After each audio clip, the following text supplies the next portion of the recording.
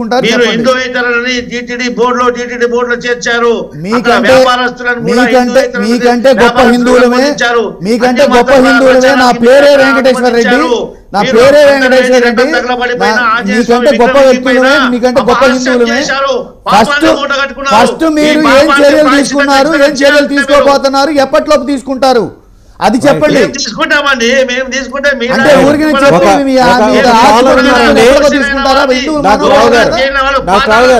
చూడండి మీరు. డాక్టర్ రావు గారు ఒక కాలర్ ఏలూరు నుంచి రామ్మోహన్ రావు గారు వారు మాట్లాడతారు. ఒకసారి రామ్మోహన్ రావు గారు, ఏలూరు నుంచి రామ్మోహన్ రావు గారు. రామ్మోహన్ రావు గారు మాట్లాడండి.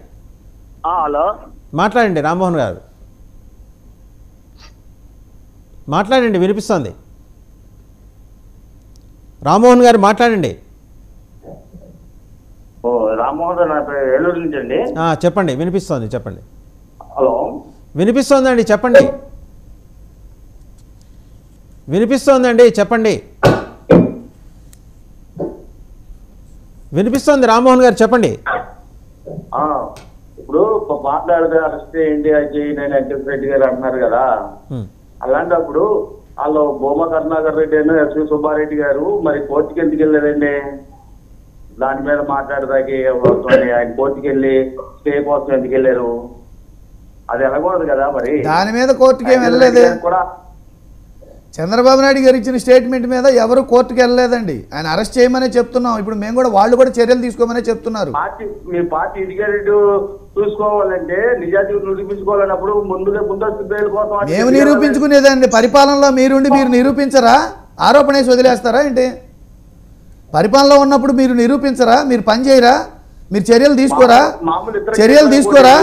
ఊరికే రాజకీయ స్టేట్మెంట్ ఇస్తారా? ఊరికే రాజకీయ స్టేట్మెంట్ ఇస్తారా అంటున్నా. ఉంది కదా, ఇది మన భారతీయులందరిది, హిందువులందరిది ఒక ఇది కదా. ఇప్పుడు నేను హిందువుని, మీకంటే గొప్ప హిందువుని, నా పేరే వెంకటేశ్వర రెడ్డి. మీరు చర్య, ఇప్పుడు ప్రభుత్వం చంద్రబాబు నాయుడు గారు ఇచ్చిన స్టేట్మెంట్ మీద ఇప్పటి వరకు ఏమి చర్యలు తీసుకుంది దయచేసి వివరించాలి. ఎవరిని అరెస్ట్ చేసింది, దీని మీద ఎటువంటి చర్యలు తీసుకోబోతుంది, ఎప్పటిలోపు దీన్ని కంప్లీట్ చేయబోతుంది కూడా చెప్పాలి ప్రభుత్వం. అది చూసుకోవాలి, మెల్లిగా మామూలుగా చేసుకోవాలి. అన్ని అంటే ఈ రోజు స్టేట్మెంట్ ఇచ్చేసి మనోభావాలు దెబ్బతీసేసి, ప్రతిష్ట దెబ్బతీసేసి మీ ఇష్టం వచ్చినప్పుడు ఎప్పుడో చూసుకుంటారా? ఇప్పుడేమో ప్రజల మనోభావాలని, నమ్మకాలని, విశ్వాసాలని దెబ్బతీసే స్టేట్మెంట్ ఇస్తారా? తర్వాత ఎప్పుడో నిర్ణయాలు, ఎప్పుడో అరెస్టులు ఎప్పుడో చూస్తారా? మీరు ఖచ్చితంగా దోషుల్ని ఇమీడియట్లుగా అరెస్ట్ చేయాలి. రెడ్డి గారు మీరు భక్తులు అంటున్నారు ఏంటి? చెప్పండి చెప్పండి రామ్మోహన్ గారు. ఐ థింక్ కాల్ కట్ అయినట్టుంది. ఒక మాట సుజాత, సుబ్బారెడ్డి దాంట్లో దోషిగా ఏం చేస్తారు ఆయన? ముందు మీరు దోషిని తేల్చి అరెస్ట్ చేయండి సార్.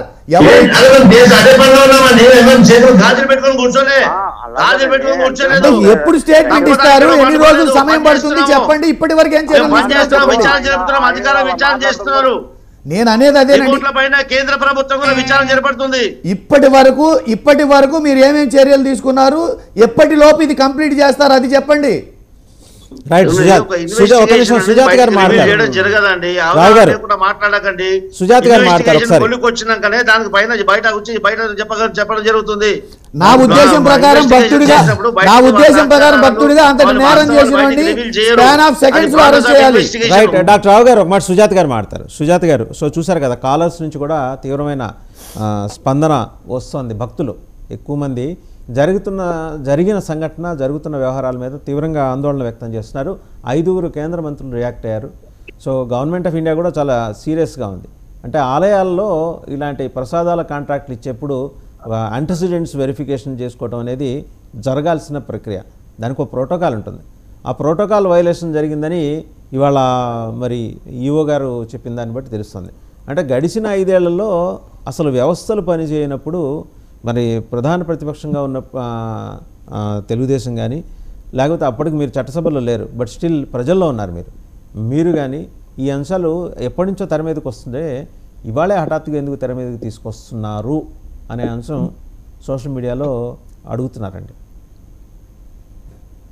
సార్ ఇప్పుడు మనం చూసాం చేసిన నలుగురు కాలర్స్ లో నలుగురు కూడా ఇది తీవ్రంగా ఖండిస్తున్నారు. మనోభావాలు దెబ్బతిన్నాయి, మనోభావాలు ఇది మీరు మ్యూట్ లో ఉన్నారు, అన్మ్యూట్ చేసుకోండి. అన్నిట్లోనే ఉంది సార్. వినిపిస్తుందా సార్? వినిపిస్తుంది. సార్ ఇది చాలా సున్నితమైన అంశం సార్. దేశవ్యాప్తంగా కాకుండానే ప్రపంచ వ్యాప్తంగా కూడా ఉన్న హిందూ ధార్మిక సంస్థలు అలాగే హిందుత్వాన్ని నమ్మి పాటించే భక్తులందరికీ కూడా చాలా సున్నితమైన అంశం. ఇది ఏదో 1-2 ఆధారాలు తీసుకుని వచ్చేసి మేము హడావిడిగా బయట పెట్టేసామంటే దీని అంతటికి మళ్ళీ ఎక్స్ప్లెనేషన్ ఇచ్చుకోవాల్సి ఉంటది గవర్నమెంట్. మీరు ఎప్పుడో బయటపడితే ఇప్పుడు వరకు ఎందుకు రాలేదు, ఈఓ గారు ముందు ఎందుకు ఇచ్చారు, లేదంటే ఈఓ గారు ఎందుకు